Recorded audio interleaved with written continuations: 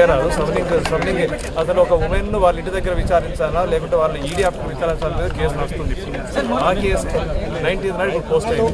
But వాళ్ళు search చేయొచ్చు, searches stay అనేది నార్మల్గా ఇవ్వరు.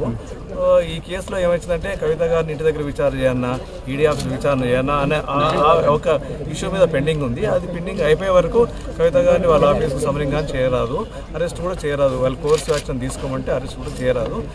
సర్చ్ చేసుకుంటే ఒక విధంగా చేసుకోవచ్చేమో. సర్చ్ కాకుండా ఇంకా వేరే యాక్షన్ తీసుకున్నా that amounts to the content of Supreme Court. And our ED advocate on record in the Supreme Court, Kavitha advocate on record ఎవరైతున్నారు.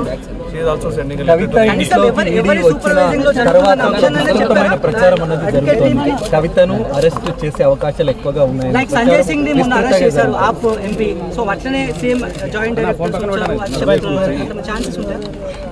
మీకేమైనా సమాచారం ఉండొచ్చు, మాకేం సమాచారం. మేము గట్టిగా బిలీవ్ చేస్తున్నాము.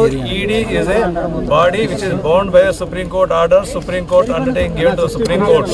కాబట్టి మేము విశ్వసిస్తున్నాము ఈడీ అనేది సుప్రీం కోర్టు ఇచ్చిన అండర్టేకింగ్ ప్రకారమే నడుచుకుంటుందని. ఆ రాజ్యాంగబద్ధమైన సుప్రీం కోర్టులో అండర్టేకింగ్ ఇచ్చిన ప్రకారం నడుచుకోకుంటే సుప్రీం కోర్టు డెఫినెట్లీ వాళ్ళ యొక్క విశేషాధికారులు ఇచ్చి ఏమైనా యాక్షన్ ఈడీ మీద తీసుకోవచ్చు. నాకు తెలిసినంత వరకు ED will not dare to take any steps contrary to the Supreme Court undertaking given in the Supreme Court.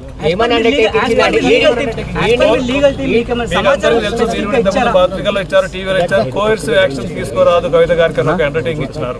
We will not take any coercive action until it is disposed of.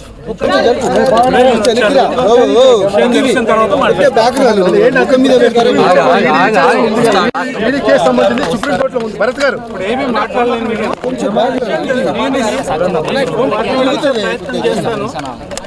కోర్టులో case pending ఉన్నది. తర్వాత కోర్టులో ED undertaking ఇచ్చింది. Court hearing అయ్యే వరకు కూడా మేము ఏ రకమైన కోయర్సివ్ స్టెప్స్ తీసుకోమని అండర్టేకింగ్ ఇచ్చింది. కలిస్తే కానీ నాకు తెలియదు. కలిసిన తర్వాత నేను మీతో వివరంగా మాట్లాడతాను.